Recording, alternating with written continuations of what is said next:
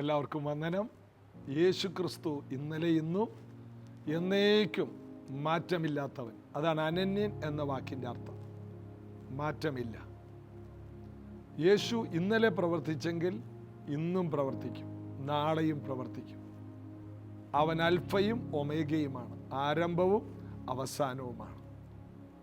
അതുകൊണ്ട് കർത്താവിലും കർത്താവിൻ്റെ അമിത ബലത്തിലും നമ്മൾ ശക്തിപ്പെടാൻ എഫേസ്യർ 6:10 പറയുന്നു. അപ്പോൾ കർത്താവിൻ്റെ അമിത ബലത്തിൽ നമ്മൾ മുറുകെ പിടിക്കണം. നമ്മുടെ കാര്യങ്ങളെല്ലാം കർത്താവ് അത്ഭുതകരമായി ചെയ്യും. ഈ ആഴ്ചയിൽ ആരംഭ ദിവസങ്ങളിൽ വലിയ പ്രതീക്ഷയോടെ നമുക്ക് ദൈവത്തിൽ ആശ്രയിക്കും. ഓരോ പ്രഭാതവും വലിയ പ്രതീക്ഷകളോടെ നമുക്ക് എഴുന്നേറ്റ് വരാം. വലിയ പ്രതീക്ഷകൾ തന്നെ പറഞ്ഞുകൊണ്ടിരിക്കുക. പ്രാർത്ഥിക്കുമ്പോൾ വലിയ പ്രതീക്ഷയാണെങ്കിലും പ്രാർത്ഥന കഴിയുമ്പോൾ പലരുടെയും മുഖം മാറും, മുഖം വാടും, നെഗറ്റീവ് വാക്കുകൾ പറയും. കഴിഞ്ഞ ദിവസം പറഞ്ഞതുപോലെ നെഗറ്റീവ് വാക്കുകൾ ഒഴിവാക്കുക. അത് വളരെ ബുദ്ധിമുട്ടാണ്. കാരണം നമ്മൾ ശീലിച്ചത് അതാണ്. മുടിഞ്ഞ മഴ, ഒടുക്കത്തെ വെയിൽ, എന്തൊരു കഷ്ടം, ചിരിച്ച് ചിരിച്ച് ചത്തു, ഇങ്ങനെയുള്ള നെഗറ്റീവ് വാക്കുകൾ പറഞ്ഞ് ശീലിച്ച നമ്മുടെ സമൂഹത്തിൽ നിന്ന് അബ്രഹാമിനെ പോലെ ദൈവം പറഞ്ഞു, നിന്റെ ചാർച്ചക്കാരെയും പിതൃദേശത്തെ സ്വന്തം ഭവനത്തെ വിട്ട് നീ പുറപ്പെടുക, ഞാൻ നിന്നെ കാണിക്കാനിരിക്കുന്ന ദേശത്തേക്ക് പോവുക. സമൂഹത്തിലുള്ള പ്രശ്നമെന്ന് പറഞ്ഞാൽ എന്താണ്? സമൂഹത്തിൽ മുഴുവനും നെഗറ്റീവ് പറയുന്ന ഒരു സമൂഹമാണ്, നിരാശ പറയുന്ന. കാരണം എല്ലാവരും പാപം ചെയ്ത് ദൈവ തേജസ് നഷ്ടപ്പെടുത്തിയവരാണ്. നീതിമാൻ ഒരുത്തൻ പോലുമില്ല. അതുകൊണ്ട് ദൈവവുമായിട്ട് ബന്ധമില്ലാത്തവൻ വാ തുറന്നാൽ മരണം, ശാപം, ദുരിതം, രോഗം ഇതേ പറയൂ. പഠിക്കാൻ പോകുന്ന കുഞ്ഞുങ്ങൾ പഠിക്കാൻ പോകുന്ന സ്കൂളിൽ നിന്ന് അവർക്ക് കിട്ടുന്നത് ഇതാണ്. ജോലി സ്ഥലത്ത് നിന്ന് നിങ്ങൾക്ക് കിട്ടുന്നത് ഇതാണ്. ഈ സമൂഹത്തിലോട്ട് ഇറങ്ങിയാൽ നമ്മുടെ അയൽ ബന്ധങ്ങളിൽ നിന്ന് കിട്ടുന്നത് നെഗറ്റീവ് കാര്യങ്ങളാണ്. മന്ത്രിമാരെ കുറ്റം പറയുക, ഭരണാധികാരികളെ ചീത്ത വിളിക്കുക, ആരെയും നല്ലത് പറയുന്ന ഒരു പ്രകൃതം പാപിയായ മനുഷ്യൻ്റെ പാപ സംസ്കാരത്തിലില്ല. അത് നീതിമാന്റെ സംസ്കാരമാണ്. എല്ലാവർക്കും വേണ്ടി പ്രാർത്ഥിക്കുക, എല്ലാവരോട് കരുണ കാണിക്കുക, എല്ലാവരോട് ക്ഷമിക്കുക. ഇതെല്ലാം നീതിമാന്റെ പ്രകൃതമാണ്. അപ്പോൾ ഒരു വിശുദ്ധൻ്റെ സ്വഭാവവും ഒരു അവിശ്വാസിയുടെ സ്വഭാവവും രണ്ടും രണ്ടാണ്. അതുകൊണ്ട് ദൈവം അബ്രഹാമിനോട് പറഞ്ഞു, ചാർച്ചക്കാരെ വിട്, പിതൃദേശത്തെ വിട്, സ്വന്തം ദേശത്തെ വിട്ട് നീ പുറപ്പെട്, ഞാൻ നിന്നെ വലിയൊരു ജാതിയാക്കും, നിന്റെ പേര് ഞാൻ വലുതാക്കും, നിന്നെ അനുഗ്രഹിക്കുന്നവരെ ഞാൻ അനുഗ്രഹിക്കും, നിന്നെ ശപിച്ചാൽ അത് നീ പേടിക്കണ്ട. അബ്രഹാം പുറപ്പെട്ടപ്പോൾ ഒത്തിരി പേര് ശപിച്ചു, എന്നാൽ അവന് ശാപം വന്നില്ല. അവനെ അനുഗ്രഹിച്ചവർക്കെല്ലാം അനുഗ്രഹം വന്നു. അതുകൊണ്ട് ശപിക്കുക എന്ന് പറയുന്നത് നമ്മൾ ഡയറക്റ്റായിട്ട് ആരെയും ശപിക്കാറില്ല. ഇവൻ മുടിഞ്ഞു പോകട്ടെ എന്ന് പറയില്ല. പകരം അവൻ ശരിയല്ല, ഇവൻ ശരിയല്ല, ഭരണം ശരിയല്ല, ദേശം ശരിയല്ല, ഗവൺമെൻറ് ഉദ്യോഗസ്ഥ ശരിയല്ല, അപ്പൻ ശരിയല്ല, അമ്മ ശരിയല്ല, പിള്ളേര് ശരിയല്ല, പിന്നെ ആരാ ശരി? ഞാൻ മാത്രം. ഇതാണ് പിശാചിൻ്റെ തന്ത്രം. എല്ലാവരെയും ദോഷമായി കാണുന്നത്. അങ്ങനെ പറയുന്ന വാക്ക് തന്നെ മറ്റുള്ളവരെ കുറ്റം പറയുന്നതിൻ്റെ പേരാണ് ശപിക്കുക. അതുകൊണ്ട് ആരെയും കുറ്റം പറയരുത്. നമ്മുടെ വാക്കുകൾ നീതിയുള്ളതും നിഷ്കളങ്കവുമായി തീരട്ടെ. നല്ലവനായ യേശുവിൻ്റെ സ്വഭാവത്തിലേക്ക്, പരിശുദ്ധാത്മാവ് നമുക്ക് തരുന്ന പുതിയ വ്യക്തിത്വത്തിലേക്ക് നമുക്ക് കടന്നു വരാം. നമുക്ക് യേശുവിനെ പാടി സ്തുതിക്കാൻ എത്രയോ പാട്ടുകളാണ്, പുതിയ പുതിയ പാട്ടുകളാണ് പ്രൈസ് ജനറേഷൻ ചർച്ചിൽ വരുമ്പോൾ തന്നെ നിങ്ങൾ കേൾക്കുന്നത്. ആ പാട്ടുകളിൽ ഭൂരിഭാഗവും വിദേശ രാജ്യങ്ങളിൽ ഉള്ള പലരും വലിയ അഭിഷേകമുള്ള സഭയിലുള്ളവർ എഴുതിയതും ആയിരങ്ങൾ ലക്ഷങ്ങൾ പാടി അവർക്ക് വിടുതലായ പാട്ടുകൾ മലയാളക്കരയിലേക്ക് കൊണ്ടുവന്ന് പ്രൈസ് ജനറേഷൻ ചർച്ച് തന്നെ അത് പരിഭാഷപ്പെടുത്തിയ പാട്ടുകളാണ് ഭൂരിഭാഗവും ഈ ചർച്ചിൽ പാടുന്നത്. പലരും എന്നോട് ചോദിച്ചിട്ടുണ്ട്, ഈ പ്രൈസ് ജനറേഷൻ ചർച്ചിൽ എന്താണ് മറ്റേ പാട്ട് പാടാത്തത്? ഇല്ല, മറ്റേ പാട്ട് പാടില്ല, നെഗറ്റീവ് പാട്ടുകൾ പാടില്ല, ഉയർച്ചയുടെ പാട്ടുകൾ, ദൈവവുമായി കൂടുതൽ അടുക്കുന്ന പാട്ടുകൾ, സെലക്റ്റീവായിട്ടുള്ള പാട്ടുകളെ ഇവിടെ പാടാറുള്ളൂ. കാരണം ഇതൊരു പ്രൈസ് ജനറേഷനാണ്, സ്തുതിക്കുന്ന തലമുറയാണ്. നമ്മൾ എവിടെ പോയാലും നമ്മൾ അനുഗ്രഹം കാണും. അനുഗ്രഹം കാണണമെങ്കിൽ നാം ശരിയായി സ്തുതിക്കുന്നവരായിരിക്കണം. ഏതെങ്കിലും പാട്ട് പാടി സ്തുതിക്കുന്നവരല്ല, പാടേണ്ട പാട്ടുകൾ പാടി സ്തുതിക്കണം, ആത്മാവിൽ പാടി സ്തുതിക്കണം. ദൈവം അതിനെ സഹായിക്കട്ടെ. നമുക്ക് ഇന്ന് കർത്താവിൽ സന്തോഷിക്കാം. Vast as the ocean, loving kindness as the flood. When the Prince of Life our ransom share for us His precious blood, who His love will now remember, who can cease to sing His praise. He will never be forgotten. Through our hearts, eternal days. On the mount of crucifixion, fountains open deep and wide. Through the floodgates of God's mercy, flowed a vast and gracious tide. Grace alone, like mighty rivers, flowed incessant from above. Heaven's peace and perfect justice kissed the guilty world in love. Who His love will not remember, who can cease to sing His praise. He will never be forgotten. Through our hands, eternal days.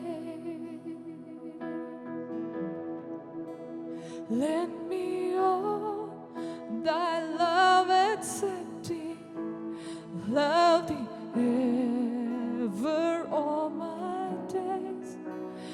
Let me see Thy kingdom only, and my life be to Thy praise.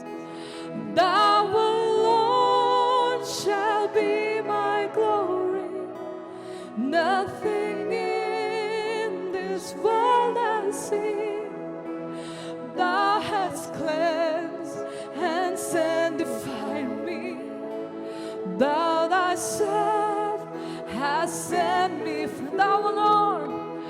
Thou alone shall be my glory. Nothing in this world I see. Thou hast cleansed and sanctified me. Thou Thyself hast sent me. Who is love? Who is love will now remember, who can cease to sing His praise. He will never be forgotten. Through our hands, eternal days. Who is love will now remember, who can cease to sing His praise. He will never be forgotten. Through our hands, eternal days.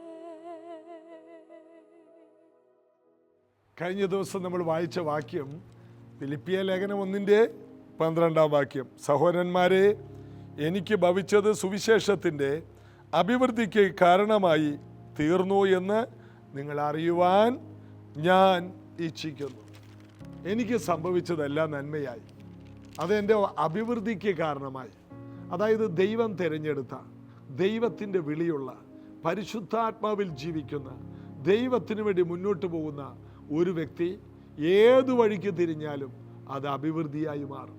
കാരണം അവൻ സുവിശേഷത്തിന് വേണ്ടിയാണ് ജീവിക്കുന്നത്. നാം പൗലോസിൽ നിന്ന് പഠിക്കുന്ന പാഠം, പൗലോസിനെ കുറേ പേര് ബുദ്ധിമുട്ടിക്കാൻ നോക്കി. അതായത് പൗലോസ് ഇപ്പുറത്ത് പ്രസംഗിക്കുമ്പോൾ അപ്പുറത്ത് പൗലോസിനെതിരെ സുവിശേഷം പ്രസംഗിക്കും. പൗലോസ് പറയുന്നു, എന്തെങ്കിലും ആകട്ടെ, യേശുവിനെയല്ല അവർ പ്രസംഗിക്കുന്നത്, അതിലെനിക്ക് സന്തോഷമാണ്. അപ്പോൾ പലതരത്തിലുള്ള വേദനകളും പലതരത്തിലുള്ള പ്രശ്നങ്ങളും പൗലോസിനുണ്ടായി. എല്ലായിടത്തു നിന്നും വിമർശനങ്ങൾ. ആത്മീക മണ്ഡലത്തിൽ പൗലോസിനെ വളരെയധികം മോശക്കാരനായി ചിത്രീകരിച്ചു. രോഗിയാണെന്ന് പറഞ്ഞു,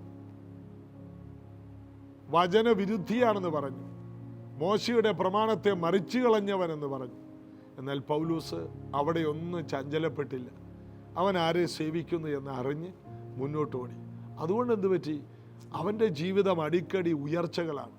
പൗലോസിനെ നോക്കിയേ, അവൻ അപ്പോസ്തലനായ പത്രോസിനേക്കാൾ, യാക്കോബിനേക്കാൾ, യോഹന്നാനേക്കാൾ എന്ന് വെച്ചാൽ യേശുവിൻ്റെ കൂടെ 3.5 വർഷം നടന്ന ശിഷ്യന്മാരെക്കാൾ പൗലോസ് ജ്ഞാനത്തിലും അത്ഭുതത്തിലും കൃപയിലും എല്ലാം ശക്തനായി മാറി. ജാതികളെ, ഏഷ്യ, യൂറോപ്പ് ഭൂഖണ്ഡങ്ങളെ ഇളക്കി മറിച്ചു. മരിച്ചവരെ ഉയർപ്പിച്ചു. അനേക ലേഖനങ്ങൾ എഴുതി. യേശുവിൻ്റെ ശിഷ്യന്മാർ എല്ലാവരും കൂടി എഴുതിയതിനേക്കാൾ കൂടുതൽ പൗലോസ് ഒറ്റയ്ക്ക് എഴുതി. എന്താ കാരണം? അവൻ്റെ ജീവിതത്തിൽ യേശുവിനെ അറിഞ്ഞ ശേഷം അവൻ മുന്നോട്ട് പോവുകയായിരുന്നു. കാത്തിരുന്നില്ല, ആലോചിച്ചിരുന്നില്ല. അപ്പോൾ തന്നെ അറേബ്യൻ മരുഭൂമിയിൽ അവനൊരു നിയോഗം കിട്ടും വരെ ഇരുന്ന ചരിത്രവും അദ്ദേഹം പറയുന്നുണ്ട്. എന്നാൽ അതിനുശേഷം കാത്തിരിക്കുന്നത് കാണുന്നില്ല. യേശു പരിശുദ്ധാത്മാവിൻ്റെ നിറവിൽ ഉപവസിച്ച ശേഷം പിന്നീട് കാത്തിരിക്കുന്നത് കണ്ടിട്ടില്ല. എന്നാൽ ഈ കാലയളവിൽ ഒത്തിരി പേര് കാത്തിരിപ്പ് യോഗം. രാത്രികളിൽ കാത്തിരിക്കുക. ആർക്കും പ്രവർത്തിച്ചുകൂടാത്ത രാത്രികളിൽ കർത്താവ് ഇരുന്നത് പോലെ ഇരുന്നിട്ട് പകലുകളിൽ അധ്വാനിക്കുക. ഇനിയുള്ള നാളുകളിൽ നമുക്ക് എന്തെങ്കിലും ഒരു കാര്യം പറഞ്ഞ് അലസമായി ഇരിക്കാൻ നേരമില്ല. കിട്ടുന്ന അവസരങ്ങളെല്ലാം നമ്മൾ കയറിപ്പോവുക. അതിലേത് അവസരമാണ് ദൈവത്തിൻ്റെ വലിയ പദ്ധതി എന്ന് ദൈവം പറയാറില്ല. അബ്രഹാമിനെ ദൈവം വിളിച്ചപ്പോൾ വിശ്വാസത്താൽ അബ്രഹാം ഇറങ്ങിത്തിരിച്ചപ്പോൾ എങ്ങോട്ടെന്നില്ലാതെ പുറപ്പെട്ടെന്ന്. അതാണ് വിശ്വാസം. എങ്ങോട്ടാണെന്ന് അറിയില്ല, ദൈവം പറഞ്ഞിട്ട് ഇറങ്ങിയതാണ്. എങ്ങോട്ട് പോയാലും അനുഗ്രഹമാണ്. അതുകൊണ്ടാണ് ലോത്ത് നീരോട്ടമുള്ള സ്ഥലം തിരഞ്ഞെടുത്തു. ലോത്തിനോട് അബ്രഹാം ഉൽപ്പത്തി പുസ്തകം 13 പറയുന്നുണ്ട്, നീ വടക്കോട്ടെങ്കിൽ ഞാൻ തെക്കോട്ട്, നീ കിഴക്കോട്ടാണോ ഞാൻ പടിഞ്ഞാറോട്ട്, നിന്റെ എതിർവശത്തേക്ക് പോകാം. അതിൻ്റെ അർത്ഥം വിശ്വാസത്തിൽ ഇറങ്ങിത്തിരിക്കുന്നവർ അബ്രഹാമിനെ പോലെ ആയിരിക്കണം. ഏത് വഴിക്ക് പോയാലും അനുഗ്രഹമാണ്. അതുകൊണ്ട് ആദ്യം ആര് ഏറ്റവും നല്ലത് തിരഞ്ഞെടുത്താലും നിനക്കൊരു കേടും വരില്ല. ആദ്യം തിരഞ്ഞെടുത്തതല്ല കാര്യം, നിന്റെ ചാൻസ് ദൈവം വേറെ ആർക്കും കൊടുക്കില്ല. അബ്രഹാം പറയണം, നീ വടക്കോട്ടെങ്കിൽ ഞാൻ തെക്കോട്ട് പോയിക്കോളാം, നീ പോകുന്നതിൻ്റെ എതിർവശത്തേക്ക് പോയിക്കോളാം. അതിൻ്റെ അർത്ഥം ഇന്ന ദിക്കെന്ന് പറഞ്ഞൊരു ദിക്ക് നമുക്കില്ല. ഇന്നും ദൈവമക്കളുടെ ഇടയിൽ ഒത്തിരി പാരമ്പര്യമുണ്ട്. അടുക്കളയുടെ ആ വശം, ആ ദിക്ക് തിരിഞ്ഞുപോയി, മുൻവശം മാറിപ്പോയി, ബാത്റൂം കുറച്ച് ലക്ഷണം തെറ്റിയാണ് വെച്ചിരിക്കുന്നത്. ഏത് ദിക്കിലോട്ട് തിരിഞ്ഞിരുന്നാലും നിന്റെ വീടിന് കേടുവരില്ല. നീ ഏത് നാട്ടിൽ പോയി പാർത്താലും നിന്റെ അനുഗ്രഹങ്ങൾ കുറഞ്ഞു പോകില്ല. രാജ്യം മാറിയെന്ന് കരുതി നിന്റെ ദൈവം മാറുന്നില്ല. നിന്റെ സ്ഥലം മാറിയെന്ന് കരുതി നിന്റെ കർത്താവ് നിന്നെ വിട്ട് മാറുന്നില്ല. നീ ഭൂമിയുടെ അറ്റത്തോളം പോകുമ്പോഴും നിന്നെ നടത്തുന്നവൻ ആ രാജ്യമല്ല, രാജ്യത്തിൻ്റെ അധികാരികളല്ല, രാജ്യത്തിൻ്റെ നിയമമല്ല, സ്വർഗസ്ഥനായ പിതാവ്. നിന്നെ വിളിച്ച ദൈവമാണ് നീ പാർക്കുന്ന രാജ്യത്ത് നിന്നെ പച്ചയുള്ളതാക്കി മാറ്റുന്നു. എത്ര പേരത് വിശ്വസിക്കുന്നു? അതുകൊണ്ട് അട്ടപ്പാടിയിൽ പാർത്താലും അമേരിക്കയിൽ പാർത്താലും നിന്റെ അനുഗ്രഹം ഒരുപോലെയാണ്. ആലപ്പുഴയിൽ പാർത്തുകൊണ്ടാണ് ഞാൻ ഈ സത്യം പറയുന്നത്. എത്രയോ പ്രാവശ്യം ഈ നാട്ടിൽ നിൽക്കണ്ട എന്ന് വിചാരിച്ച് പോകാമെന്ന് വിചാരിച്ചു. എന്നാൽ ദൈവത്തിൻ്റെ ആത്മാവോ, നമ്മൾ അപ്പോസ്തല പ്രവൃത്തി 16 വായിച്ചതുപോലെ ദൈവത്തിൻ്റെ ആത്മാവ് സമ്മതിച്ചില്ല. യേശുവിൻ്റെ ആത്മാവ് വിലക്കി, പോകരുത്. അങ്ങനെയാണ് ഈ ആലപ്പുഴയിൽ ഇതുപോലെ പ്രൈസ് ജനറേഷൻ എന്ന ഒരു കൂട്ടായ്മ ഉണ്ടായി വന്നത്. പരിശുദ്ധാത്മാവ് പോകാൻ പലവട്ടം നോക്കി. എന്നാൽ ചില സമയങ്ങളിൽ പരിശുദ്ധാത്മാവ് പറയുമെങ്കിലും ബാക്കി 99% കാര്യങ്ങൾ മുന്നോട്ട് പോയിക്കൊണ്ടിരിക്കണം. ഏത് വീട്ടിൽ സുവിശേഷം പറയണമെന്ന് പ്രാർത്ഥിച്ച് നോക്കരുത്. ആരെ സഹായിക്കണമെന്ന് കണ്ണടച്ച് പ്രാർത്ഥിച്ച് നോക്കണ്ട. ആരെ സഹായിക്കാം, ആരോട് സുവിശേഷം പറയാം. എന്നാൽ ചില പ്രത്യേക സമയങ്ങളിൽ പരിശുദ്ധാത്മാവ് പറയും, അത് ചെയ്യരുത്. പരിശുദ്ധാത്മാവ് തിരിക്കുന്ന വഴിയിലേക്ക് മാറണം. അതാണ് അപ്പോസ്തല പ്രവൃത്തി 16 അവർ മക്കെദോനിയയിലെത്തിയത്. ആ യാത്രയിൽ ഒരു ജയില് മുഴുവനും വിശ്വാസത്തിൽ വന്നു. അങ്ങനെ ഫിലിപ്പിയ സഭ ഉണ്ടായതായിട്ട് നമ്മൾ വായിക്കുന്നു. അപ്പോൾ പൗലോസിൻ്റെ ജീവിതത്തിൽ അറസ്റ്റ് ചെയ്യപ്പെടരുത് എന്നുള്ളതാണ് ശിഷ്യന്മാർക്കും കൂടെയുള്ളവർക്കും താല്പര്യം. പൗലോസ് പറഞ്ഞു, ക്രിസ്തുവിന് വേണ്ടി ബന്ധിക്കപ്പെടാൻ വേണ്ടി മാത്രമല്ല, അവന് വേണ്ടി മരിക്കുവാനും ഞാൻ ഒരുങ്ങിയിരിക്കുന്നു.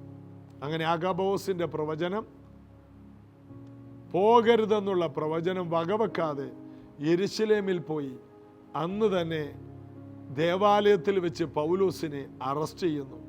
ആ അറസ്റ്റ് അവന് ദോഷമായോ? ഇല്ല. ആ അറസ്റ്റ് അവനെ കൊണ്ടുപോയി എത്തിച്ചത് കൈസറുടെ മുൻപിലാണ്. കാരണം ദൈവം അവനോട് പറഞ്ഞു, ഞാൻ നിന്നെ കൈസറുടെ മുൻപിൽ നിർത്തും. എത്ര മനോഹരമാണ് പൗലോസിൻ്റെ ചരിത്രം, അപ്പോസ്തലന്മാരുടെ ചരിത്രം, അപ്പോസ്തല പ്രവൃത്തി. ഞാൻ നിന്നെ കൈസറുടെ മുമ്പിൽ നിർത്തും. ദൈവം പറഞ്ഞില്ല ഇന്ന വഴിക്ക് പോകരുതെന്ന്. പോകുന്ന വഴിയിലെല്ലാം അറസ്റ്റും ഉപദ്രവങ്ങളുമുണ്ട്. എന്നാൽ ആ ഉപദ്രവങ്ങളെല്ലാം അവനെ അധികാരികളുടെ മുമ്പിൽ നിർത്തി. അഗ്രിപ്പാവ് എന്ന രാജാവും ഫെലിക്സ് എന്ന രാജാവും ഫെസ്തോസ് എന്ന നാടുവാഴിയും ഒടുവിൽ അഗ്രിപ്പ രാജാവും എല്ലാവരും പൗലോസിൻ്റെ പ്രസംഗം കേട്ടു. ദൈവരാജ്യത്തിൻ്റെ സുവിശേഷം രാജാക്കന്മാരോട് അറിയിപ്പാൻ പത്രോസിനേക്കാൾ യോഹന്നാനേക്കാൾ ഉപരി പൗലോസിനെ ദൈവാക്കി. അപ്പോൾ ഈ പോയ വഴികളേതാണ്? ഈ വഴികൾ ദൈവം അനുവദിച്ച അനുഗ്രഹ വഴികളാണ്. ആ വഴിയിലൂടെ പോയാൽ മാത്രമേ കൈസറുടെ മുൻപിൽ ചെല്ലാൻ കഴിയൂ. ഈ വഴിയിലൂടെ കടന്നു പോയാൽ മാത്രമേ അഗ്രിപ്പ രാജാവിൻ്റെ മുൻപിലെത്തൂ. ചങ്ങല ധരിച്ചുകൊണ്ടാണ് പൗലോസ് അഗ്രിപ്പ രാജാവിൻ്റെ മുൻപിൽ നിൽക്കുന്നത്. അഗ്രിപ്പ രാജാവ് പറഞ്ഞു, നീ അല്പം കൊണ്ട് എന്നെ ക്രിസ്ത്യാനിയാക്കാൻ നോക്കുന്നുവോ? സുവിശേഷം അറിയിച്ചപ്പോൾ ഉടനെ പൗലോസ് പറഞ്ഞു, അല്പം കൊണ്ടാകട്ടെ അധികം കൊണ്ടാകട്ടെ ഈ ചങ്ങല ഒഴികെ സകലത്തിലും നിങ്ങൾ എന്നെ പോലെയാകണമെന്ന് ഞാൻ പ്രാർത്ഥിക്കുന്നു.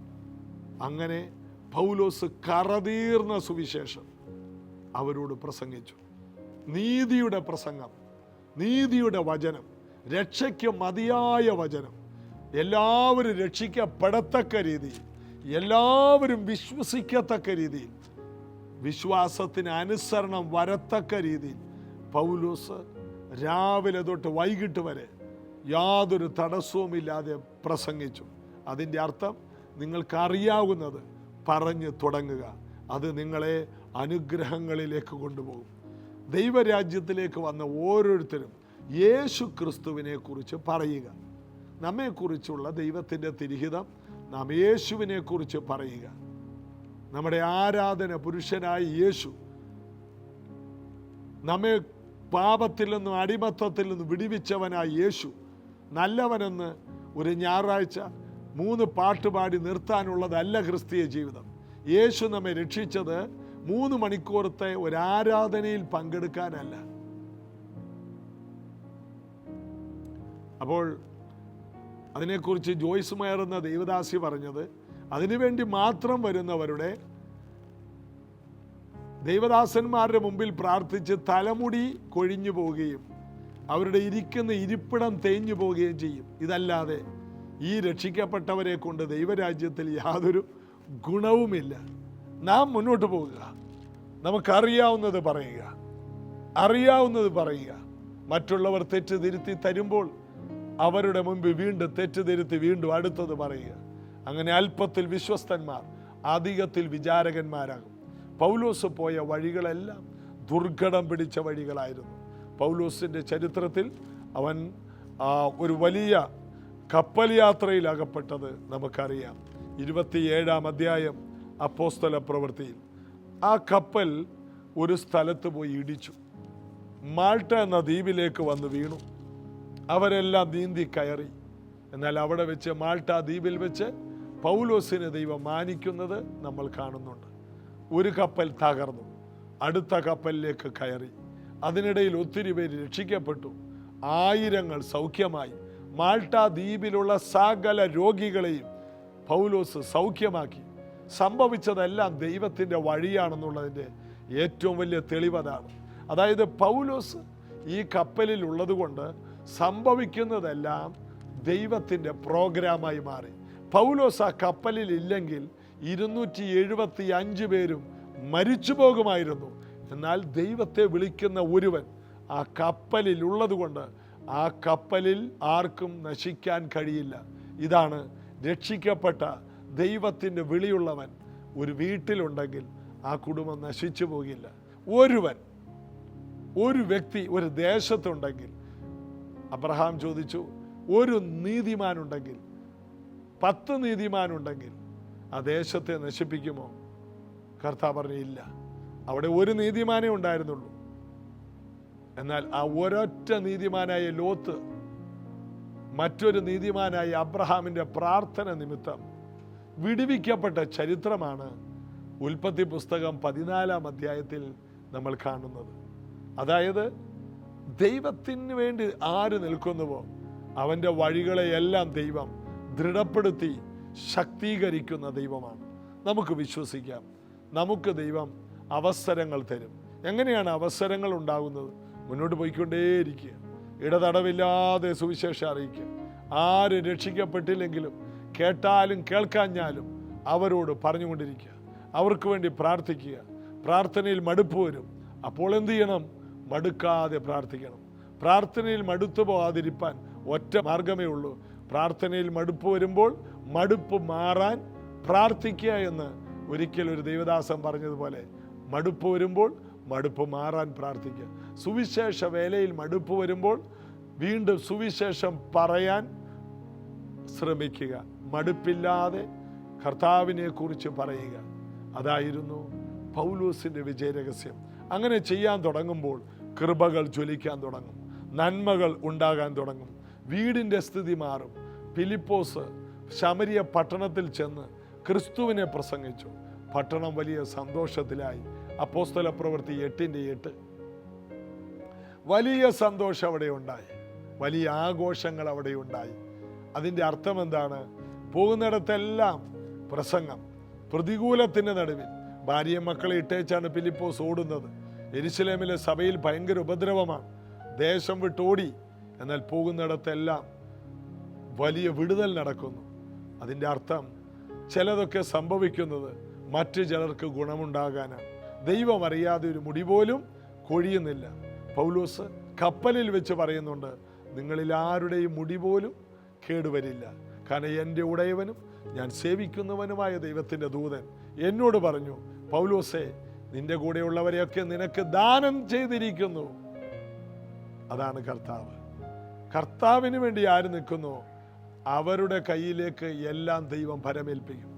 അടുത്ത കപ്പൽ, അതിൻ്റെ ക്യാപ്റ്റൻ ഇപ്പോൾ പൗലോസ് പറയുന്ന പോലെയാണ് ആ കപ്പൽ പോകുന്നത്. ആദ്യത്തെ കപ്പലിൽ ക്യാപ്റ്റൻ ഉണ്ടായി, ആ കപ്പലിൽ കപ്പലിൻ്റെ ഉടമസ്ഥനുണ്ടായി, കപ്പലിൻ്റെ കപ്പിത്താനുണ്ടായി. അവരായിരുന്നു അത് നിയന്ത്രിച്ചത്. എന്നാൽ മാൾട്ട ദ്വീപിൽ നിന്ന് പുറപ്പെട്ട കപ്പൽ പൗലോസ് പറയുന്നത് പോലെ പോയി. അതെ, മുഴുവനും നിന്റെ കൺട്രോളിലേക്കും പ്രാർത്ഥിക്കുന്ന നിന്റെ നാവിൻ്റെ നിയന്ത്രണത്തിലേക്കും വരുന്ന സമയം വരും. വീടാകട്ടെ, കുഞ്ഞുങ്ങളുടെ ഭാവിയാകട്ടെ, ഇന്ന് അനുസരിക്കാത്ത പിള്ളേരെല്ലാം നീ വിശ്വസ്തയോടെ നിന്നാൽ മതി. എല്ലാം നിന്റെ ആത്മ കൺട്രോളിലേക്ക് കർത്താവ് കൊണ്ടുവരും. നമുക്ക് വിശ്വസിക്കാം, പ്രാർത്ഥിക്കാം. യേശുവിൻ നാമത്തിൽ ഇന്ന് ഈ വചനങ്ങൾ കേട്ട ഓരോ പ്രിയപ്പെട്ടവരുടെ ജീവിതത്തിൽ വലിയ ദൈവപ്രവർത്തികൾ ഉണ്ടാകട്ടെ. എല്ലാം നന്മയാക്കി മാറ്റുന്ന ദൈവകരം ചലിക്കട്ടെ. ഇന്നത്തെ ദിവസം ഒരു പോകുന്നിടത്ത് വലിയ ദൈവപ്രവൃത്തി ഉണ്ടാകട്ടെ. യേശുവിൻ നാമത്തിൽ പിതാവേ, ആമേൻ. നമുക്ക് ദൈവത്തിൽ വിശ്വസിക്കാം, കർത്താവിൻ്റെ പ്രവൃത്തിയെ കാണാം. നാളെ ഇതേ സമയത്ത് നമുക്ക് ഒരുമിച്ച് കൂടി വരാമല്ലോ. God bless you.